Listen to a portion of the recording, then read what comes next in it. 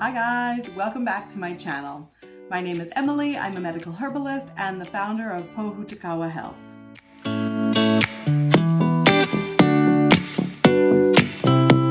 Today is part 2 in planning and growing a medicinal herb garden, and today is all about the grunt work. So this video was taken over a series of weeks. There has been like snow and rain and weather and all sorts of things to contend with, and today is really like the grunt work. So I am pulling up weird landscaping things. I'm dealing with like rocks and getting bricks and all that kind of sort of like the necessary grunt work that goes before the really beautiful and fun part happens.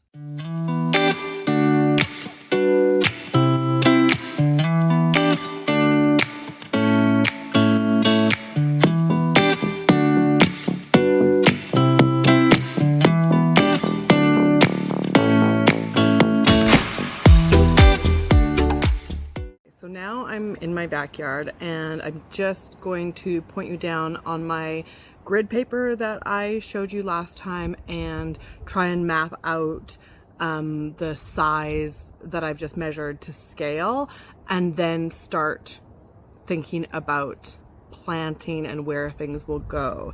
I have been taking like a bunch of pictures of the light in my front yard, and it's a little bit tricky. It's still a little bit early to really be able to tell where the best sunlight is going to be because there's no leaves on the trees yet. So even though I have like a pretty good indication of where the light hits, it's really going to depend once the leaves are up as to where like the sunniest and shadiest bits are going to be. But so far it gets pretty good, like better than I thought, light, especially like through the morning, and then like during the afternoon it does kind of go more towards like the front of the yard, which is where there's like a lot of shady trees from the street. So we'll just see what happens, but I have a pretty good idea, and I also have a pretty good list of plants that cope with at least partial shade. So yeah, I think I'll be fine. Okay, let's do it.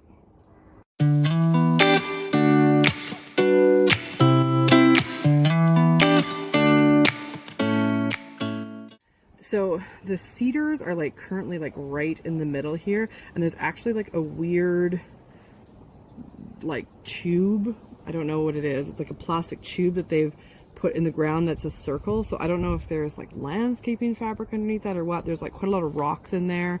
The good news is like there's not really a lot of grass that is going to need to be pulled up.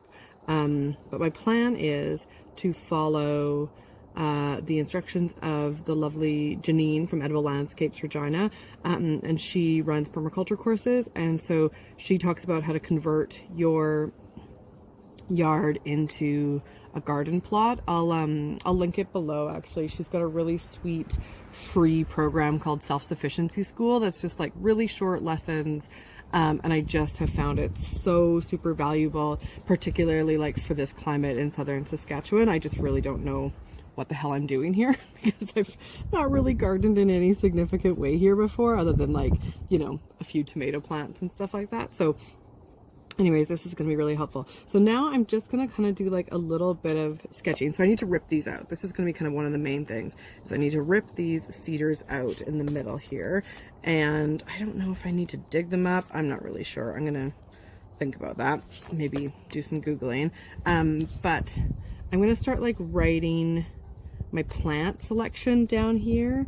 And then I am going to start, thinking about where I want to place things and how I want this to work, because I don't want this to just be like one big flat section. I want it to, ideally I would like a little meandering path through it. I don't really know if that's what it would look like, but I want some kind of feeling of it being like a meandering path, not just like a big straight thing. Like I want people to be able to like be in it.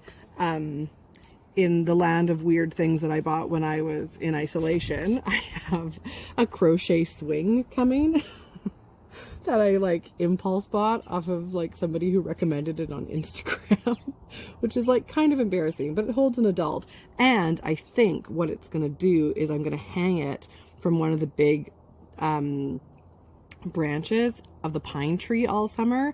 And then when I have like a beautiful wildflower garden, guys, that's where I'm gonna sit and read my books under the shade of the pine tree, looking out over my beautiful flower garden.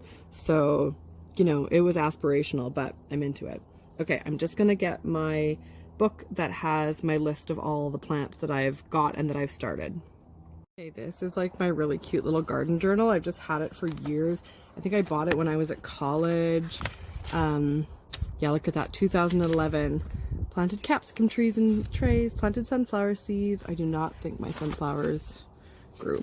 Anyways, I have just been keeping a garden diary for a long time, and it's so helpful being able to like draw little fun things in here, all the different random places that we have lived, and what I want things to look and feel like.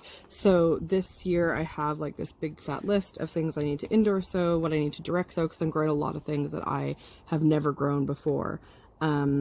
So yeah, just like figuring it all out. Hey guys, I hope this doesn't do something weird because I've flipped the camera around so you can actually like read the words, because I find that super irritating with the front facing camera that you can't read it. So I have a plan, kind of, sort of. You'll see it looks really weird and messy. And that's that's sort of the look I'm going for, to be honest with you.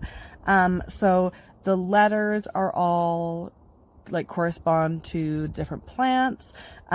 So what I'm kind of doing is these plants are all ones that are going to require like a little bit more sunshine. So this kind of side, this is the east side. So like the afternoon sun comes in here, yeah, from the west. And like I said, this tree sort of blocks a lot of light. But what I notice is like, yeah, that the light kind of goes like that throughout the day at this stage. And then this part gets quite a bit of light as well. And because I was what I couldn't figure out was like, does the path start from the sidewalk? And I just didn't want that. So I'm like, no, it's going to start from up here, because really what I'm going to do is come out of my house. And I also am going to add some stuff in here, because this is just like pine needles right now. So why not make a cute little path? This is all going to be tree bark that I'm going to use the path, because then I can also use it. It's mulch, right? So the main stuff I've got going over here, this is going to be like the taller kind of side of things. So this is the driveway right over here. This is E for east. And so in here, I'm going to have a lot of borage. Q is echinacea. I'm having pretty poor success, honestly, with the echinacea seeds that I've started. So I might be buying plants here, but I'm really hopeful that borage will grow really well in here. I'm pretty sure it will. D is Californian poppy. That's going to need quite a bit of sun. G is calendula, which I'm just going to like sprinkle all over the place and have quite close to the border. C is chamomile. And what I want is the plants that I want to be able to use, I want them like really accessible. So this is only like really 2 meters. So I should be able to access plants to harvest easily from the path or from the driveway. I'm unlikely to ever really harvest echinacea because I would use the roots and it's a pain in the butt. So yeah, lots of calendula, lots of chamomile. Those are going to be, you know, chamomile's lower growing. L is the pollinator packet that I've got. So I've just got some like random pollinator flowers because I want it to kind of look a bit wild and a little bit messy. Around the tree and stuff, I'm probably just going to seed random pollinator flowers, maybe some calendula because it sows really easily, maybe a little bit of borage. We'll see how that goes. And then a little front kind of bed as well.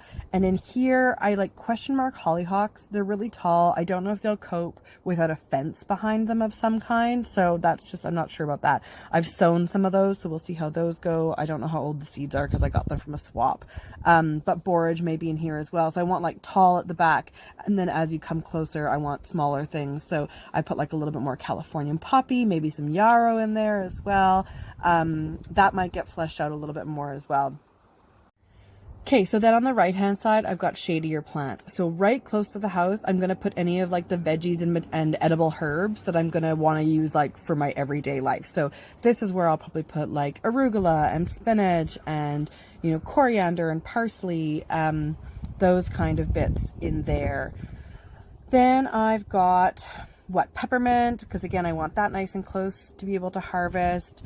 Lemon balm back here, because I think that'll be okay with a little bit of shade. Nasturtiums along this kind of back angle, because nasturtiums don't need a lot of sun in my experience growing them, and they'll like be creeping and low growing, so they'll kind of do all the way through. I've got a little spot for some milk thistle. I don't want this like everywhere. It's a thistle, and I don't want my kid getting into it, and I don't want the neighbor kids getting into it, so I'm not putting that like close to, you know, the driveway or the street or anything like that. I'm going to have some yarrow planted in amongst here as well, and catnip. That was the other one I've got nice and close to the front, because those are like, so these are my more like medicinal herbs, or like some of my medicinal herbs that aren't really flowering medicinal herbs. So I do want to, like, that's why I've got the yarrow in here as well, because I do want some flowers in there, and I'm hopeful that I'll be able to get some in here, some things in here that will flower, but this side is shadier, so we'll just see how that goes. And then I just kind of like made this like cute little meandering path, and then I'm going to also make a path to the swing. You see I've drawn the swing in there, and from the steps down into here, this area as well. This is up by the house, and there are 3 big cedars here. This is my bedroom window. I don't really know if these are going to stay. I need to put in another path because we're actually putting in a side entry for our basement suite. So I think that is going to end up doing this, and that might require that these cedars come out. So there is another place that I might grow some like nice tall growing plants like hollyhocks if it's sunny enough in that spot. I haven't really gauge the light in this spot, but this is like underneath the house, like there's overhang, so I'm not 100% sure what, if anything, nice will grow in there, but we'll see. So that's the plan right now. It feels very exciting. I look really messy, but today was an exciting day because I was able to go pick up a load of bricks for free from somebody that I sort of know who didn't need them anymore, and I'll flip the camera around and show you what I got. So, not the toddler, she came with us. That is a sweet load of bricks right there, and a few more around the corner. So these are going to help to make the paths for the front garden. And that is the damage in my messy car. You want to say bye-bye? Okay, good morning. It is Sunday, the 2nd of May, and I'm hopeful that all the snow is done now. I'm about to go to the front yard and try and pull up like the weed matting that's already down there, and also, ooh, look at this guy. There's like a plastic sort of divider that they put around the crappy looking cedars. And I will try and record some of this. It's probably going to be boring. It's going to be hard work.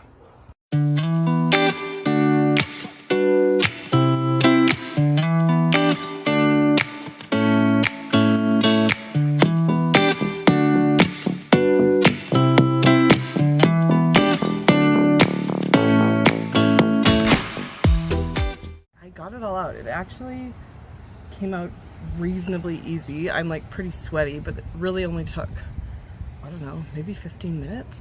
I'll just show you all the stuff. So it's like all that was sort of like buried in there around there. You can see the like circle where it was. And now I'm going to attempt the weed matting and just see what I can do. There's like a ton of rocks over top of all this, and like if the weed matting wasn't there, I would just leave the rocks, because then I could just like leave them as drainage and like put soil and mulch and whatever over top. But because there's weed matting over top, I'm worried that it'll keep my plants from being able to root properly. So we're just gonna see how we go with this, because it was like ripping apart when I was pulling at it before. So it's obviously disintegrated somewhat, and there were roots growing through it already. So I don't know, maybe I don't have to. I don't know, I'm gonna look into it. So that's it for today's video. Stay tuned, because the next part is going to come quite quickly, where we do all the bricklaying and finally start planting, which is obviously the exciting part. If you want more sort of like regular updates on this, you can follow me on Instagram. I'm at Pohutukawa Health. I'll put all the information in the description box down below. If you like this video, please give it a thumbs up, and I would love it if you subscribed. I have lots more coming in this medicinal herb garden journey, as well as lots of other videos on medicinal plants, plants that you can easily access, grow yourself, and find in your own backyard. Thanks so much for watching, and I'll catch you next time. Bye!